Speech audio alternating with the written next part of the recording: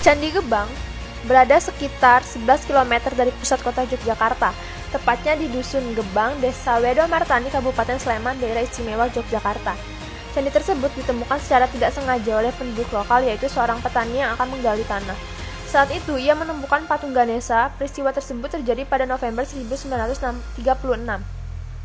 Ia kemudian melaporkan penemuan tersebut ke pemerintah setempat, lalu Dinas Purbakala Hindia Belanda melakukan penggalian yang dilanjutkan Departemen Arkeologi. Setidaknya membutuhkan waktu sekitar 2 tahun untuk menyelesaikan pemugaran. Setelah penggalian selesai dan penelitian dilakukan, diperkirakan sejarah berdirinya Candi Gebang terjadi pada 730-800 Masehi. Dinasti Sanjaya lah yang diperkirakan membangun candi tersebut pada abad ke-8. Berdasarkan beberapa penemuan tersebut seperti adanya yoni, lingga, dan patung Ganesha, maka bisa dipastikan candi tersebut merupakan candi Hindu. Candi Gebang merupakan bangunan dengan denah dasar persegi yang memiliki ukuran 5,25 kali 5,25 meter dengan tinggi 7,75 meter. Memiliki bahan dasar batu andesit dengan tubuh candi berdiri di atas kaki setinggi 2 meter. Pada bagian kanan kiri pintu masuk terdapat relung tempat arca. Relung utara terdapat arca Nadiswara, sedangkan relung bagian selatan kosong. Konon relung tersebut terdapat arca Mahakala, dan di sisi barat terdapat relung Ganesha yang duduk di sebuah yoni dengan belalai ke utara.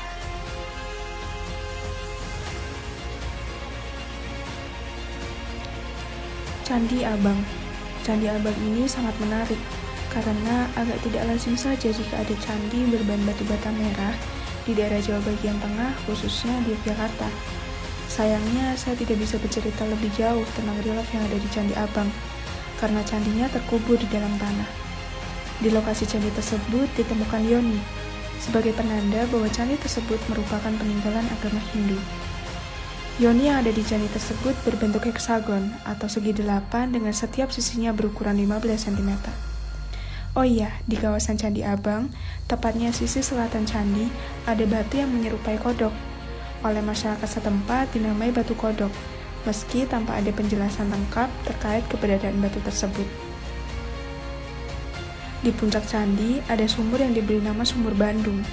Saat berada di lokasi ini, begitu memandang ke bawah dari puncak bukit, bisa disaksikan hamparan sawah dan tanah lapangan yang dimanfaatkan untuk aneka kegiatan. Mitos masyarakat setempat masih ada yang percayai bahwa Candi Abang dijaga oleh seorang tokoh yang dituakan dan dihormati. Ia bernama Kiai Jagal, yang memiliki badan besar dan berambut panjang. Kiai Jagal merupakan pelindung dari segala kerusakan. Pada zaman Jepang, penduduk sering berlindung di candi tersebut, karena adanya sebuah kepercayaan bahwa Kiai Jagal akan melindungi mereka. Kepercayaan akan Kiai Jagal sangat besar, sehingga ada kisah tentang sebongkah emas sebesar anak kerbau yang dipercaya ada di dalam tubuh Candi Abang. Tetapi hanya tinggal cerita, dan tidak ada seorang pun berani membuktikannya. Lepas dari semua cerita, di setiap tempat, salah satunya candi, pasti memiliki kisah tersendiri di antara warga masyarakat. Sebagai contoh Candi Abang yang selalu dikaitkan dengan kisah harta karun yang terpendam atau beberapa kisah mengenai tempat untuk mencari pesugihan.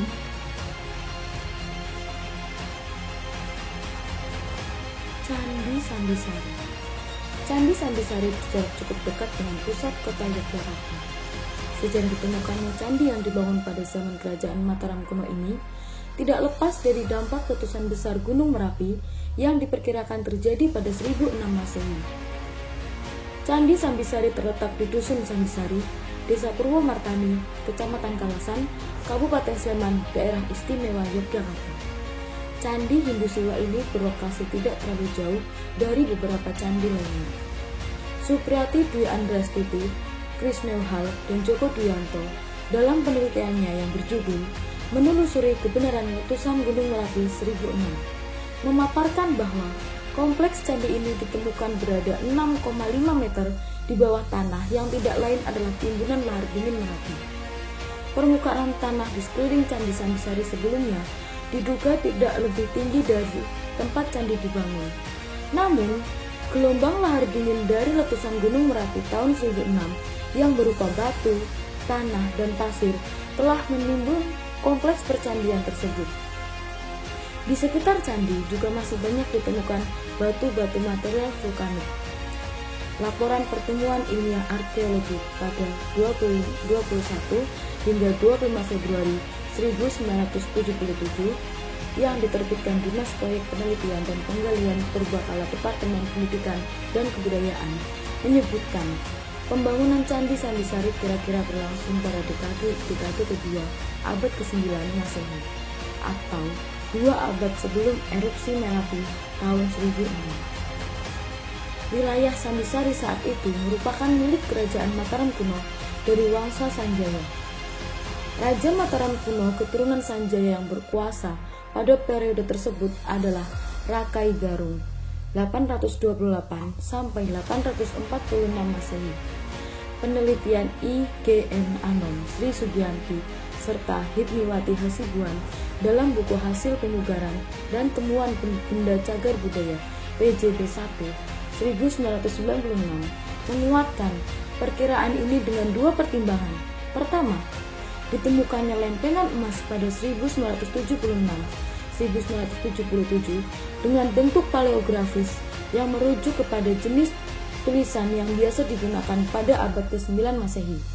Kedua, penemuan prasasti Wanua Tengah 3 yang memuat nama-nama dinasti Sanjaya, yakni Rakai Garung yang memerintah pada permulaan abad ke-9 Masehi. Candi Sambisari sendiri berupa kompleks percandian yang dikelilingi oleh 2 lapis pagar. Halaman luar memiliki luas 50,48 meter dan dilindungi oleh pagar batu rendah. Sedangkan halaman dalam dikelilingi pagar batu setebal sekitar 50 cm dengan tinggi sekitar 2 meter. Proses rekonstruksi dan pemugaran Candi Sambisari memerlukan waktu 20 tahun. Terhitung sejak ditemukan pada 1966 dan baru selesai pada 1987. Di dalam kompleks candi ini terdapat banyak benda-benda peninggalan peradaban Hindu hingga Siwa seperti arca Agastya, arca Ganesha, arca Durga Mahisasura Mardini, juga lingga dan yoni.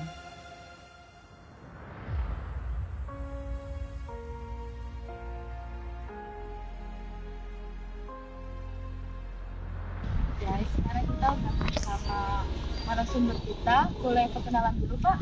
Iya, monggo Mbak, silakan. Perkenalkan Bapak. Nama saya Yoses Tansah. Saya pamong budaya ahli pertama di Balai Pelestarian Kebudayaan Wira 10. Di kantornya di Bogem, kawasan Sleman, Jakarta. Itu Mbak. Nah, ini langsung ke pertanyaan ya, Pak? Nggak apa-apa, langsung aja ya. Untuk pertanyaan pertama juga, untuk perawatan bangunan candi, apakah ada ritual khusus dan sebagainya, atau hanya kayak biasa aja? Kalau pembersihan candi saat ini ya, pembersihan candi saat ini itu nggak ada ritual khusus, Mbak. Jadi kita lakukan berdasarkan standar operasional yang kita miliki gitu. Misalnya dengan cara kalau untuk pembersihan itu ada 2, pembersihan mekanis dan pembersihan kemis. Pembersihan mekanis itu ada 2 juga, yaitu mekanis basah dan kering. Itu intinya seperti itu. Jadi kalau pembersihan mekanis kering itu tanpa air, cuma disapu, sikat gitu ya. Kalau pakai basah itu pakai air. Nah, untuk kemis itu biasanya kita lakukan dengan menggunakan bahan kimia yang disebut namanya AC322. Nah, AC322 itu untuk membasmi lumut-lumut atau lichen yang menempel di candi yang kayak anu itu. Untuk pertanyaan kedua ya, Pak ya. Penamaan candi sendiri itu apakah ada keterkaitan dengan daerah sekitar atau mungkin ada kesepakatan dari beberapa pihak untuk memberikan nama kayak saat ini Candi Sambisari kan biasanya ini desa Sambisari ya, Pak. Terus Candi Gebang juga bisa Tugu Gebang. Ya memang gini, jadi penamaan candi itu bisa yang paling umum adalah berdasarkan letak administrasi di mana candi itu ditemukan. Itu misalnya Candi Gebang, Candi Sambisari, kemudian Candi Kalasan gitu ya. Nah, ada juga berdasarkan nama yang ada di prasasti. Misalnya Candi Manjusigraha itu Candi Sewu, kemudian ada Siwageha itu Candi Prambanan, itu berdasarkan nama dari prasastinya. Nah, ada juga nama berdasarkan sebutan masyarakat, contoh Candi Abang, karena memang itu terbuat dari batu bata merah sehingga terlihat merah dan disebut namanya dengan nama Candi Abang. Oke, lanjut ya Pak. Siapa yang berwenang dan bertanggung jawab atas pemeliharaan serta perlindungan terhadap candi-candi? Kalau untuk di DIY dan Jawa Tengah adalah di bawah Kementerian Pendidikan dan Kebudayaan, kemudian di bawahnya lagi adalah Direktorat Jenderal Kebudayaan, kemudian di bawahnya lagi adalah UPT atau Unit Pelaksana Teknis di bidang kebudayaan, yaitu Balai Pelestarian Kebudayaan Wilayah 10 yang meliputi DIY dan Jawa Tengah. Jadi candi-candi di DIY dan Jawa Tengah ini itu untuk perlindungan dan pengelolaannya ya, termasuk keamanannya, kemudian pembersihan, perawatan rutin, pemugaran itu dilakukan oleh BPK itu, Balai Pelestarian Kebudayaan yang wilayahnya di wilayah 10 yang meliputi DIY dan Jawa Tengah. Lanjut pertanyaan selanjutnya. Dari pemerintah, adakah dana khusus yang ditujukan untuk perawatan candi-candi di DIY ini?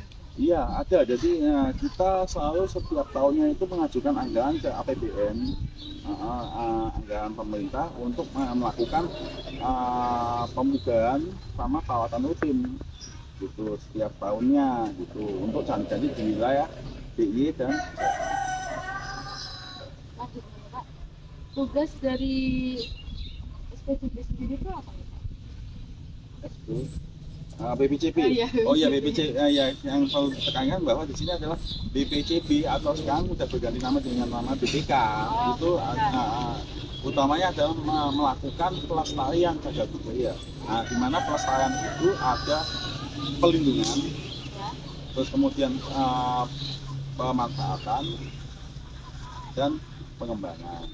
Nah, untuk pelindungan sendiri tadi ada pembukaan, ada zonasi, ada pemeliharaan gitu ya. Nah, pengembangan itu ada misalnya penelitian, terus ada proses-proses revitalisasi di mana ini mau dibuat misalnya mau dibuat penataan hijau-hijaunya ini adalah namanya pengembangan. Nah, pemanfaatan itu kita mengawasi kegiatan yang ada di candi ini, kegiatan event-event. Contohnya kayak mungkin ada festival musik gitu, ada mungkin ada kunjungan gitu. Nah, itu kita yang mengelola. Tapi sekiranya boleh bisa dengan izin. Selain membawahi perawatan terkait Candi Gebang, Candi Nambusari, terus candi mana saja itu Pak yang di bawah pengawasan dari BPK? Dari BPK wilayah 10 itu ya meliputi candi-candi yang letak administrasinya itu di wilayah Jawa Tengah dan daerah istimewa Yogyakarta. Jadi semua candi yang ada di wilayah Jawa Tengah dan DIY itu di bawah pengelolaan dari BPK wilayah 10. Berarti yang di Klaten itu di Jalan Klaten itu? Ya juga, wilayah 10 juga. Termasuk mungkin ya dari Candi Prambanan, kemudian Candi Sewu, Pausan, Candi Sojiwan, bahkan sampai yang di Semarang itu ada Candi Ngempon gitu ya. Ada Candi Sukuh di karangannya gitu. Itu semua di wilayah BPK 10. Ya nanti kalau untuk candi di Jawa Timur itu ada di wilayah BPK wilayah 11. Nah, candi yang di Jawa Barat seperti Batu Jaya, misalnya Cangkuang, Jawa Barat, ini di BPK 9. Contoh kegiatan non-akademik yang diperbolehkan berada di dalam non-akademik, jadi memang candi ini pemanfaatan candi itu memang boleh dimanfaatkan untuk kegiatan sosial, kebudayaan, ilmu pengetahuan dan teknologi. Kemudian juga untuk ini juga keagamaan itu juga diperbolehkan. Nah, kalau non akademis ya misalnya keagamaan, sosial, kebudayaan, itu pertunjukan seni misalnya, terus atraksi pariwisata itu semua diperbolehkan jadi dengan izin dan tidak mengganggu proses pelestarian candi. Kenapa? Bagaimana pengimplementasian perawatan dan pelestarian candi dan candi-candi lainnya sesuai dengan Undang-Undang Nomor 11 Tahun 2010 tentang Oh gini, jadi dalam proses implementasinya ya kita lakukan ya satu tadi pelindungan. Dimana pelindungan itu kalau untuk Candi Gebang, Sambisari itu sudah tidak dilakukan pemugaran, tetapi dilakukan pemeliharaan. Selain itu kita lakukan juga zonasi. Zonasi itu supaya candi itu bisa digunakan sesuai dengan pemanfaatannya. Misalnya ada zona 1, zona 2, zona 3. Zona 1 itu memang betul-betul untuk pelindungan candi. Zona 2 itu penyangga. Zona 3 adalah tempat untuk mengembangkan wisata. Itu misalnya ada hotel, ada fasilitas wisata yang lain gitu ya. Nah itu diletakkan di zona 3 dan itu perlu dilakukan kajian. Nah kajian itu disebut proses pengembangan cagar budaya. Nah kemudian kita juga melakukan pengelolaan yaitu dalam pengawasan dan pengendalian di bidang pemanfaatannya, yaitu misalnya kalau ada yang mau izin pertunjukan seni, kita ini jangan di sini, jangan selalu dekat dengan candi misalnya seperti itu kita lakukan seperti itu. Untuk yang terakhir ya Pak ya, apakah Candi Abang, Candi Sambisari, Candi Gebang itu masih digunakan untuk ritual ibadah gitu ya Pak? Karena yang kita tahu berdasarkan sejarah yang ada itu untuk ritual ibadah dan kayak ungkapan dan lain-lain. Apakah Sampai saat ini itu banyak ya memang komunitas umat Hindu ya di sekitar itu masih memanfaatkan candi ini sebagai tempat ritual gitu ya dengan izin tetapi nah itu sampai sekarang masih digunakan, tetapi itu yang digunakan itu tidak sama dengan yang masa dulu, yang masa lalu yang dimana candi itu digunakan, sudah berbeda ya, lebih modern. Misalnya sesajinya sudah tidak kayak zaman dulu gitu ya, paling sudah pakai istilahnya buah-buahan yang sekarang gitu ya. Kalau dulu kan hanya buah-buah lokal misalnya, itu ada perbedaan. berarti ini kadang masih dipakai itu? Masih dipakai dan kita izinkan sampai dalam gitu dengan tapi iya boleh ya, cuma untuk penggunaan pipa, lilin itu kita nggak mampu bolehkan sampai dalam, paling berdua. Pak, untuk pertanyaannya udah selesai. Terima kasih atas waktunya. Sama-sama Mbak. Itu. Terima kasih juga udah berkenan bergabung Pak di Inframe di tugas kami. Ya. Oke, ada teman-teman, makasih.